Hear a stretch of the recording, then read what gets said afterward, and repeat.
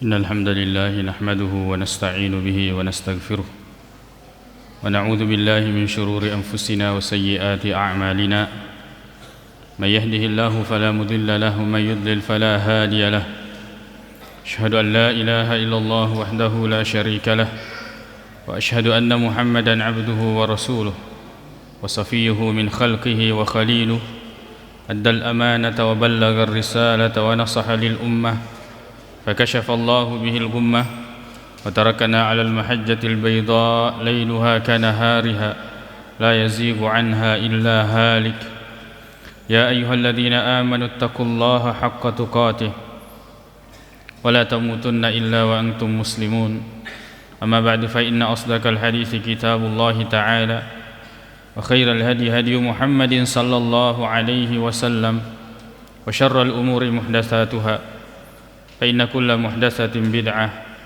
وكل بدعة ضلالة أما بعد. Kaum muslimin jamaah Jumat yang semoga dirahmati oleh Allah Subhanahu wa taala. Allah Subhanahu wa taala berfirman di dalam surah Al-Baqarah ayat yang ke-57, di mana sebelumnya Allah Subhanahu wa taala menyampaikan kepada kita tentang kisah Bani Israil tatkala mereka berkata kepada Musa, wa idh qultum ya Musa, dan tatkala kalian berkata wahai Musa, lan nu'mina, kami tidak akan beriman laka kepadamu. Bahwa Bani Israil yang tadinya beriman, yang tadinya ditolong oleh Allah Subhanahu wa taala, lalu kemudian pada saat ini mereka berkata kami tidak akan beriman sampai kami melihat Allah Subhanahu wa taala dengan jelas.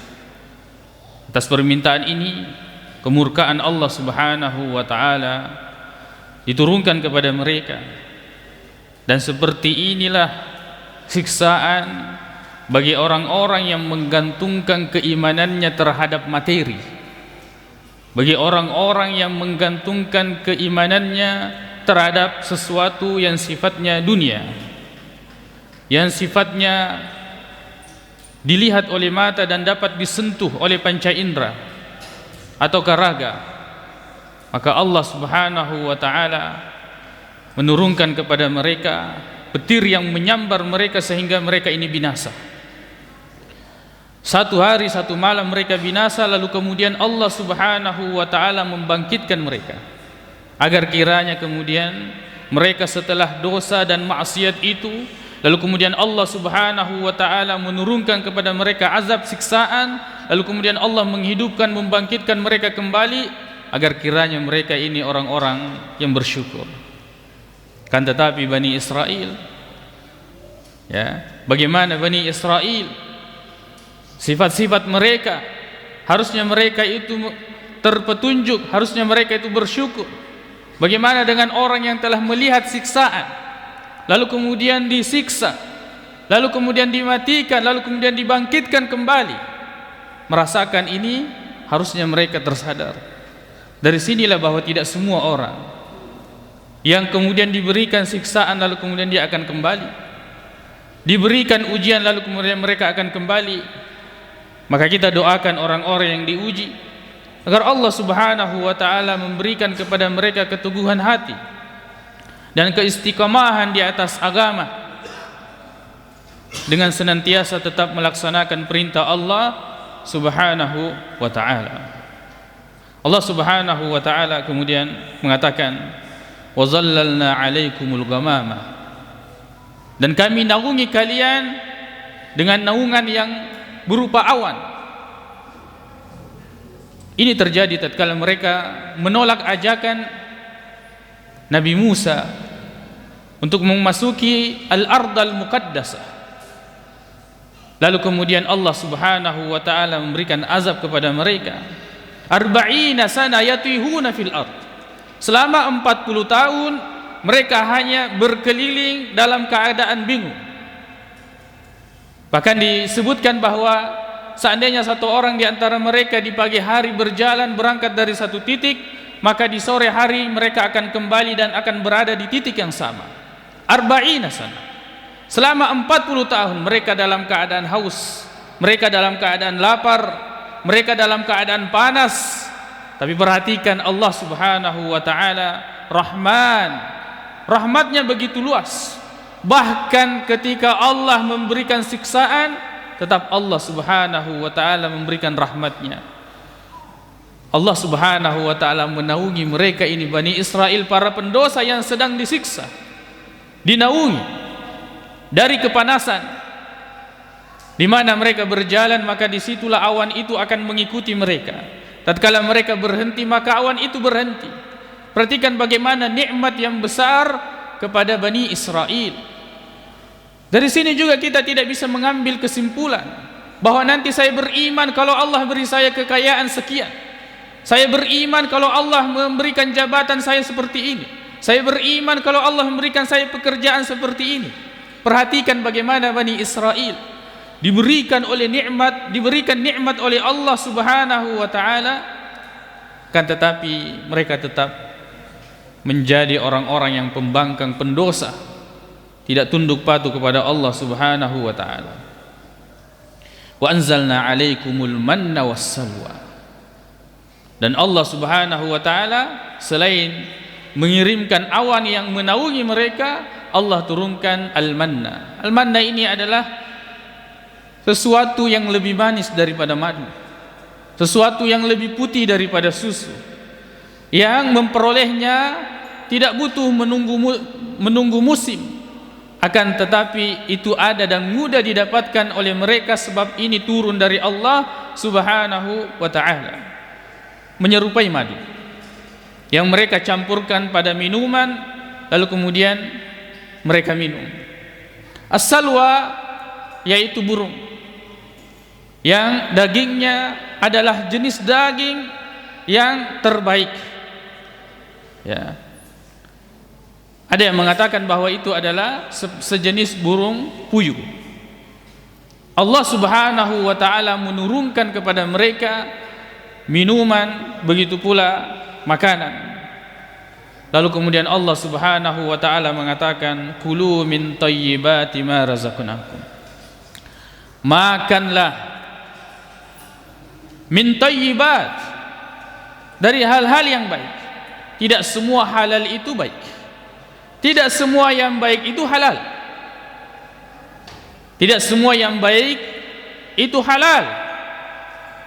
Sebab sesuatu itu dilihat dari zatnya dan dilihat dari bagaimana cara memperolehnya. Makanan, beras adalah sesuatu yang baik, tapi kalau diperoleh dengan cara mencuri, diperoleh dengan cara merampas hak sawahnya orang, bukan haknya. Nisengi maka dan apa sanrami biasa tuan-tuanna. Dia tahu itu. Dia tahu kisah dan sejarahnya bagaimana awal mulanya dia mengelola itu. Lalu kemudian secara diam-diam dia meneruskan, padahal bukan haknya. Bukan haknya. Maka beras yang dia makan yang tumbuh dari sawah tersebut baik, akan tetapi tidak halal. Baik akan tetapi tidak halal. Tidak semua yang baik yang kita lihat ini adalah halal, dan tidak semua yang halal itu, tidak semua yang baik itu adalah halal, dan tidak semua yang baik yang kita kira ini adalah sesuatu yang halal. Maka kita pastikan halalan thayyiban.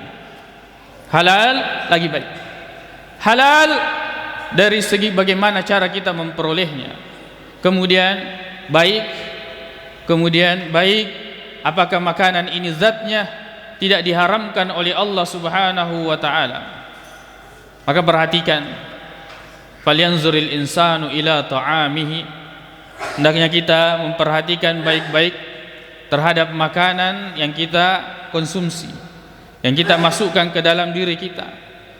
Allah Subhanahu wa taala mengatakan, kulu min thayyibati ma razaqnakum. Makanlah yang baik-baik dari apa yang kami rezekikan kepada kalian. Sesuatu yang asalnya halal, jangan kita menjadikan itu adalah sesuatu yang haram. Jangan kita jauhi makanan-makanan yang itu adalah nikmat dari Allah Subhanahu wa taala, lalu kemudian kita mengatakan saya tidak mau makan ini, saya tidak mau makan itu, kecuali jika seandainya makanan itu bertentangan atau tidak baik untuk kondisi tubuh kita, atau dapat menimbulkan penyakit sesuai dengan kebiasaan atau analisa dokter misalnya. Akan tetapi secara umum, makanan yang Allah Subhanahu wa ta'ala halalkan bagi kita, maka hukumnya boleh untuk kita makan.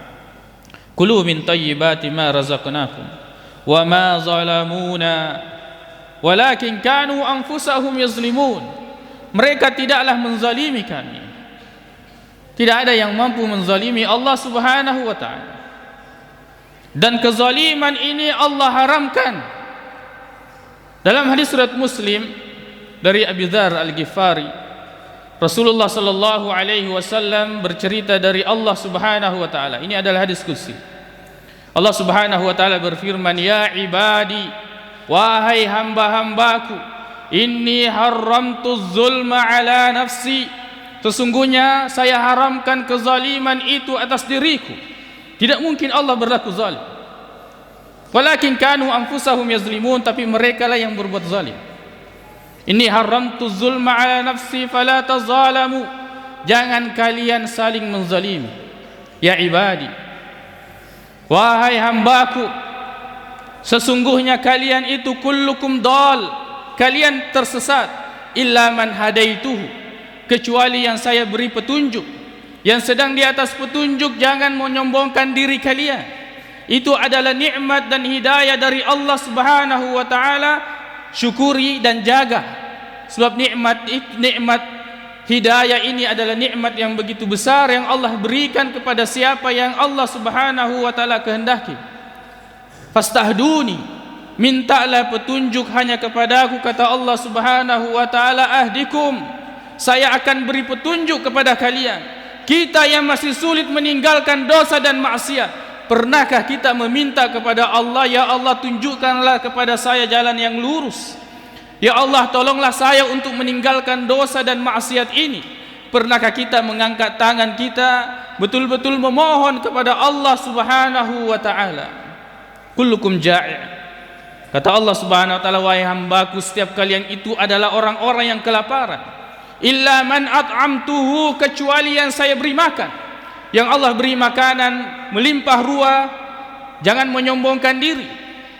Yang menumbuhkan padi kalian adalah Allah Subhanahu wa ta'ala. Semua kalian ini adalah orang-orang yang kelaparan, kecuali kata Allah Subhanahu wa ta'ala yang saya beri makan. Fastat'imuni, mintalah makanan hanya kepadaku, ut'imukum, saya akan beri makanan kepada kalian. Kullukum arin, wahai hamba-hambaku, setiap kalian ini tidak berpakaian telanjang, illa man kasautuhu, kecuali yang saya beri pakaian. Yang Allah beri nikmat bisa memakai pakaian yang baik, tertutup auratnya, jangan dengan pakaian itu kalian menyombongkan diri kalian.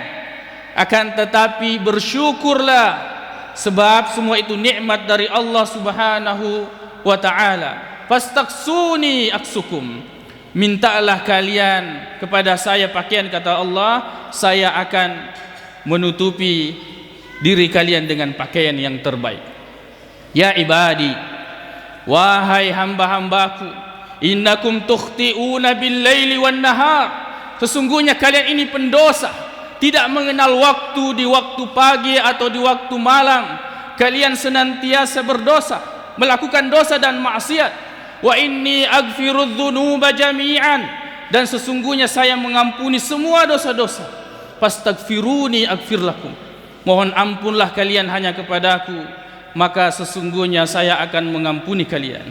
Ya ibadi, wahai hamba-hambaku, law anna insakum wa jinnakum, law anna awwalakum wa akhirakum wa insakum wa jinnakum, seandainya orang pertama di antara kalian sampai orang yang paling terakhir, dari semua manusia sampai semua jin, kanu ala atqa qalbi rajulin wahidin minkum, jika seandainya mereka berada dalam satu hati yang paling bertakwa, ma zada dzalika fi mulki syai'a, itu semua tidak dapat menambah kekuasaanku, bukan karena kalian taat, lalu kemudian saya semakin berkuasa, kata Allah Subhanahu wa taala.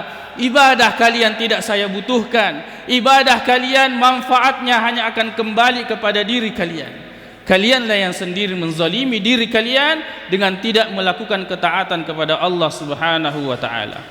Ya ibadi, wahai hamba-hamba, law anna awwalakum wa insakum wa akhirakum wa awwalakum wa akhirakum, wahai hamba-hambaku, jika seandainya semua manusia, semua jin, yang pertama sampai yang terakhir, kanu ala afjari qalbi rajulin wahidin minkum, jika seandainya semuanya berada dalam satu hati yang paling pendosa, yang durhaka kepada Allah Subhanahu wa taala, mana kasadzalika min mulki syai'a, itu pun tidak akan mengurangi sedikit pun dari kekuasaanku. Kalian melakukan dosa dan maksiat, kerusakannya, mudaratnya, siksaannya akan kembali kepada diri kalian masing-masing.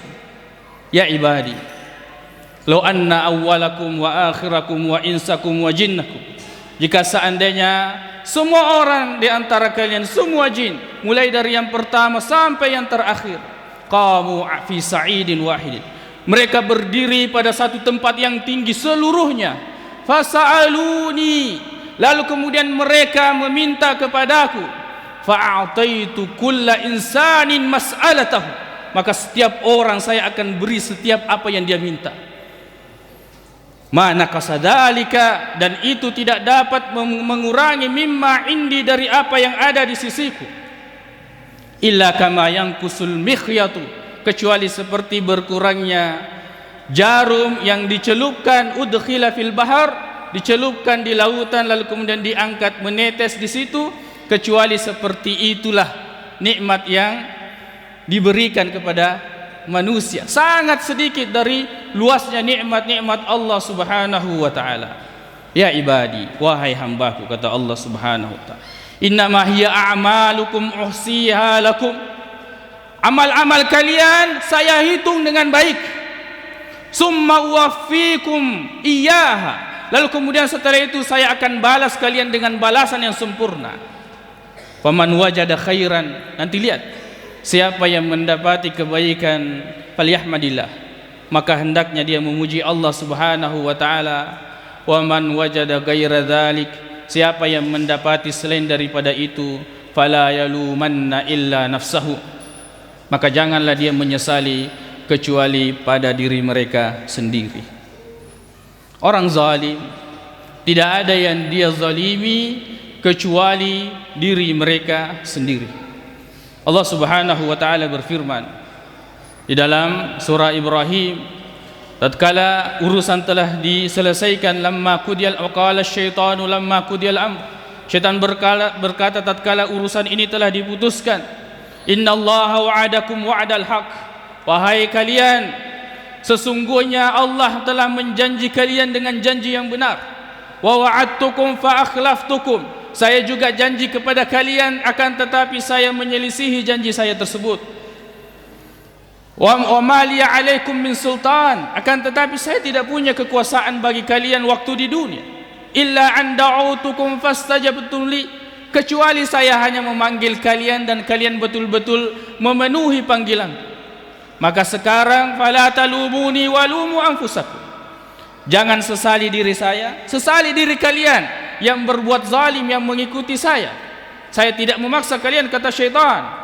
Walumu anfusakum, sesali diri kalian sendiri. Ma ana bimusrikhikum wa ma antum bimusrikhi, sekarang saya tidak bisa menolong kalian dan kalian tidak bisa menolong saya.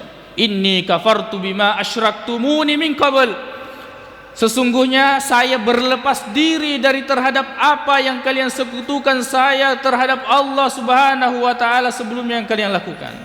Innaz zalimina lahum adzabun alim, sungguhnya orang-orang yang zalim baginya azab yang pedih.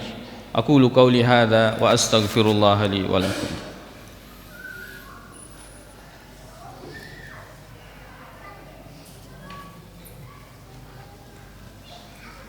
Alhamdulillahi rabbil alamin, wal aqibatu lil muttaqin, wa la udwana illa 'alal zalimin.